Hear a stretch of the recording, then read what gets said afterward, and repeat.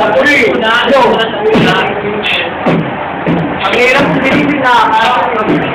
Oras lang ako. Meron mo. Yan ang mga audience mo na.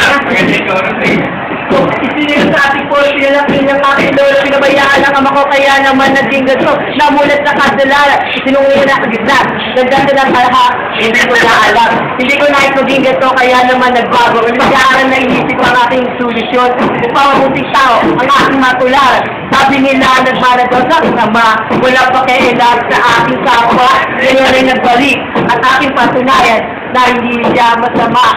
Doon ang buhay ko, maraming pagbabago. Ito ang ginawa ko, hindi ko tumibay ako. Pise!